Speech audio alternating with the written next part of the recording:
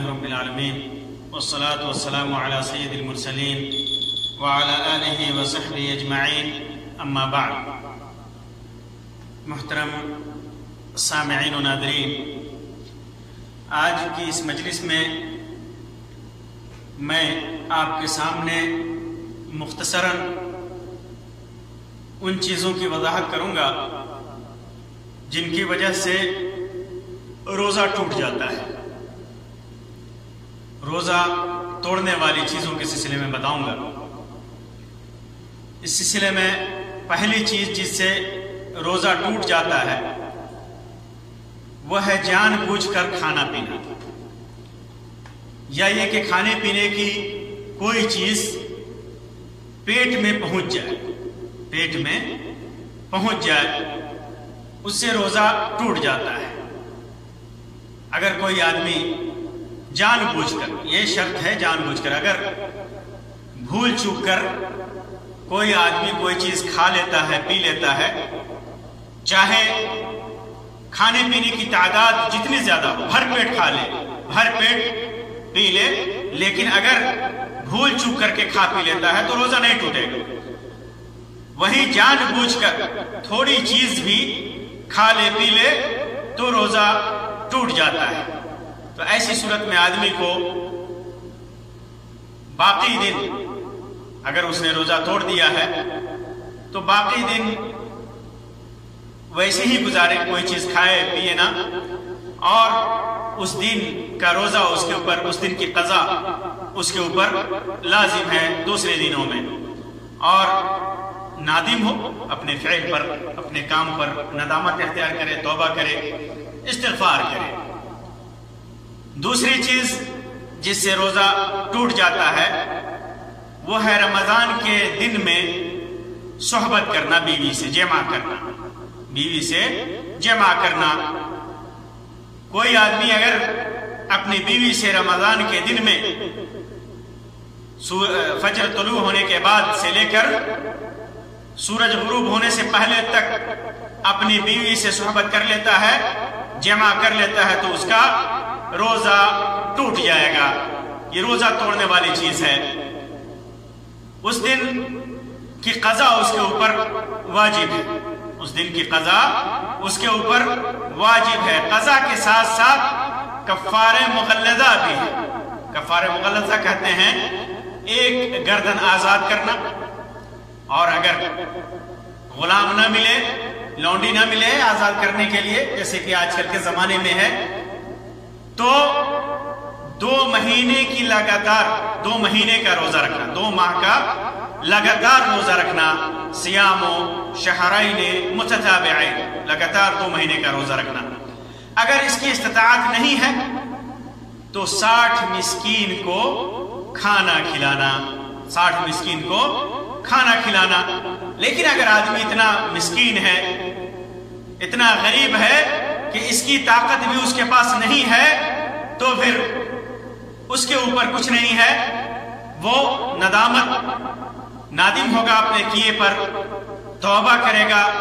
استغفار کرے گا، پھر کبھی ایسا نہ کرنے کا عزم کرے گا. اسی میں جو آدمی بھول چک کر، اس کو پتہ نہیں ہے کہ رمضان شروع ہو چکا ہے، یا بھول جاتا ہے کہ ہاں رمضان ہے اور بیوی سے صحبت کر لیا، تو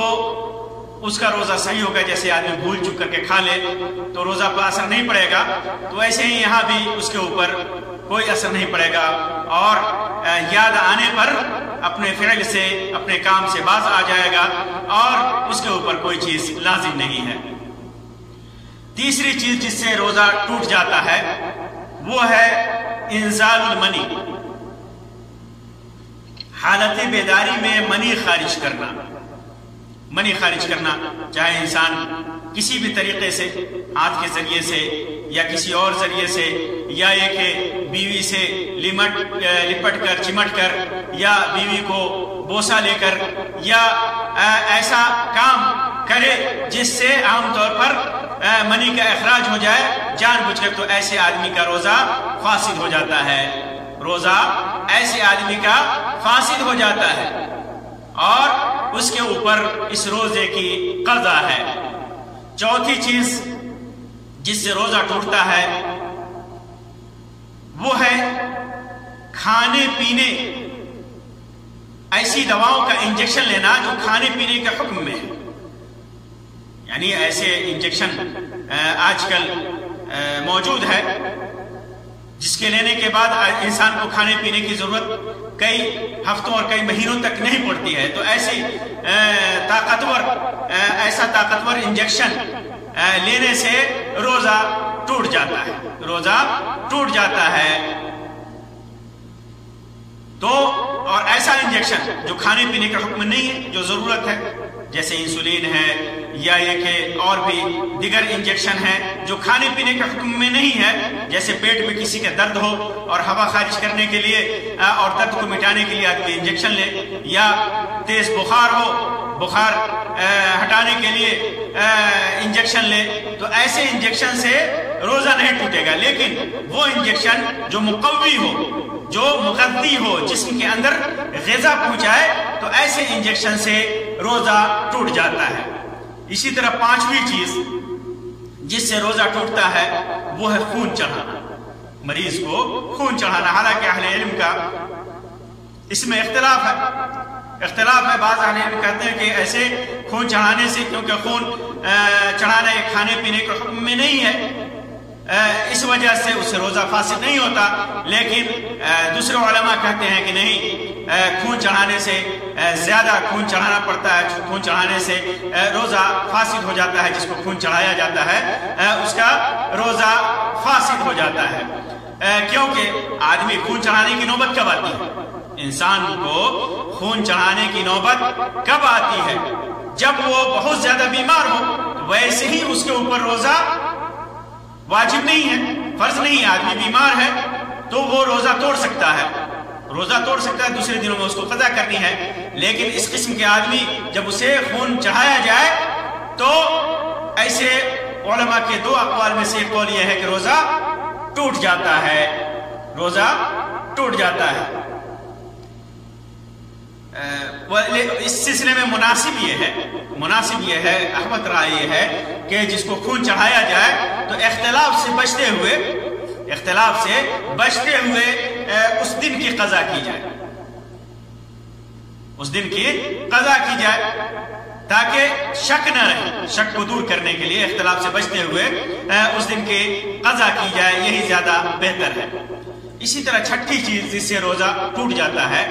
عورت کو ماہواری کا خون آ جائے، نفاس کا خون آ جائے، یا عورت کی ڈیلیوری ہو جائے اور ڈیلیوری سے نفاس کا خون آتا ہے، تو ایسی صورت میں روزہ ٹوٹ جاتا ہے، یہ روزہ توڑنے والی چیز ہے۔ اسی طرح ساتویں چیز جس سے روزہ ٹوٹتا ہے، انسان کے جسم سے خون نکلنا، نکلنے سے خود سے نکل جائے، جیسے نکسیر پھوٹ جائے، کان سے خون نکل جائے یا کہیں کٹ جائے، تو اس سے روزہ فاسد نہیں ہوتا، روزہ اس سے نہیں ٹوٹتا۔ لیکن آدمی زیادہ خون نکالے، جیسے حجامت کے ذریعے، سینگی کے ذریعے خون نکالا جاتا ہے، اللہ کے رسول صلی اللہ علیہ وسلم نے فرمایا افطر الحاجم والمحجوم، سینگی لگانے والا جس کو لگایا جائے، دونوں نے افطار کر لیا، یعنی دونوں کا روزہ ٹوٹ گیا۔ امام ابو داؤد وغیرہ نے، امام نسائی نے اس کو روایت کیا ہے، علامہ البانی نے اس کو صحیح قرار دیا ہے۔ حالانکہ اس سلسلے میں دوسرے گروہ کا مسئلہ یہ ہے، دوسری رائے یہ ہے کہ اس سے روزہ نہیں ٹوٹتا، اور اس سلسلے میں حدیث وہ پیش کرتے ہیں، اللہ کے رسول صلی اللہ علیہ وسلم نے رمضان کے دن میں حجامہ کروایا تھا، لیکن آپ نے روزہ نہیں توڑا، آپ روزے سے تھے، اس حال میں آپ نے حجامہ کروایا، احرام کی حالت میں، حج کے ایام میں بھی آپ نے حجامہ کروایا، تو معلوم کیا ہوا کہ نہیں ٹوٹتا، لیکن علماء نے اس کو منسوخ مانا ہے۔ تو کسی دوسرے کو زیادہ مقدار میں خون کا عطیہ دینے کا حکم یہی ہے کہ اگر پچھنی اور سینگی کی طرح خون کی مقدار زیادہ ہو تو اس کا روزہ ٹوٹ جائے گا۔ لہذا اس بنا پر اگر روزہ واجب ہو تو پھر زیادہ خون کا عطیہ دینا جائز نہیں دینا چاہیے، لیکن اگر کوئی خطرناک حالت میں خون کا محتاج ہو ایسی حالت پیش آ جاتی ہے کہ اس کو خون دینا ضروری ہے اور اس کا بلڈ گروپ ایسے آدمی سے مل رہا ہے جو روزے سے ہے اور بلڈ بینک میں بلڈ بھی نہیں ہے اور دینا ضروری ہے اور اتنا انتظار مریض نہیں کر سکتا کہ سورج غروب ہو جائے، اتنا صبر نہیں کر سکتا، انتظار نہیں کر سکتا، اور ڈاکٹر نے فیصلہ کیا ہوا ہے کہ اس کو خون دینا ضروری ہے، تو اس حالت میں خون کا عطیہ دینے میں کوئی حرج نہیں ہے، لیکن احتیاطاً وہ آدمی اس روزے کی قضا کرے گا، اس کا روزہ ٹوٹ جائے گا، اسے روزہ توڑ بھی دینا چاہیے کیونکہ اسے کھانے پینے کی حاجت ہوتی ہے، خون نکلنے سے کمزوری آ جاتی ہے، تو جب کھائے گا پیے گا تو اس کی قوت بحال ہو سکے گی اور اس کے بدلے میں بعد میں ایک روزہ کی قضا کر لے گا، تو یہ خون نکالنے، اور جو خون خود سے نکل جائے، جیسے میں نے بتایا نکسیر پھوٹ جائے یا کان میں سے نکل جائے یا دانت ٹوٹ جائے یا دانت اکھڑ جائے، یہ خون نکلے تو اس سے روزہ نہیں ٹوٹتا ہے۔ اسی طرح 8ویں چیز جس سے روزہ ٹوٹ جاتا ہے، جان بوجھ کر قے کرنا، کسی بھی وجہ سے آدمی قے کرے، یا تو پیٹ میں زیادہ کھانے کی وجہ سے اسے ضرورت ہے قے کرنے کی، یا کسی وجہ سے قے کرنا اس کے لیے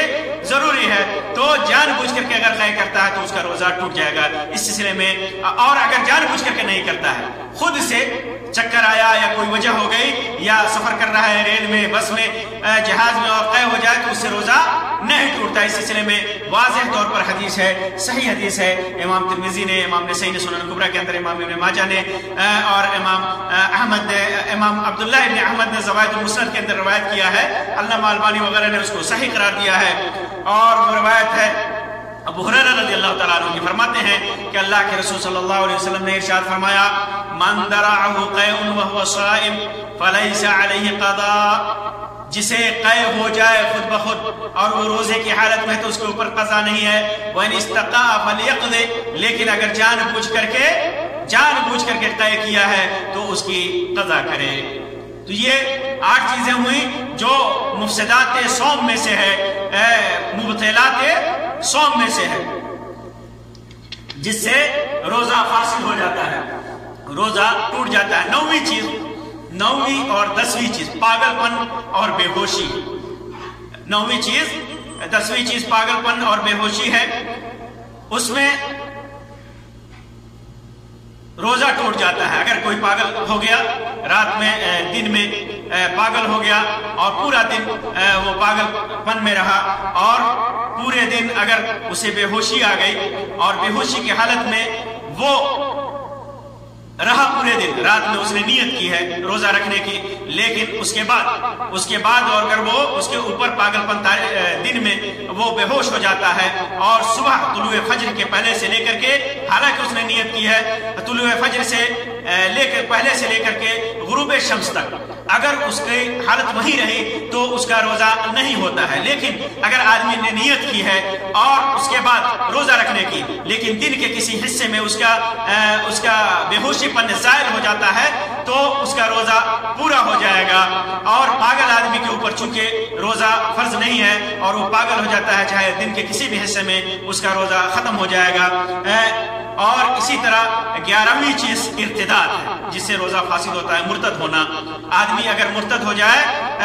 دین میں مرتد ہو جاتا ہے تو اس کا روزہ فاسد ہو جاتا ہے۔ کسی نے دین کا انکار کیا، دین کو گالی دی، شریعت کے شعائر کو گالی دی، تو اس کا روزہ فاسد ہو جاتا ہے۔ اس کے لیے چاہیے کہ وہ دوبارہ کلمہ شہادتین کے بعد وہ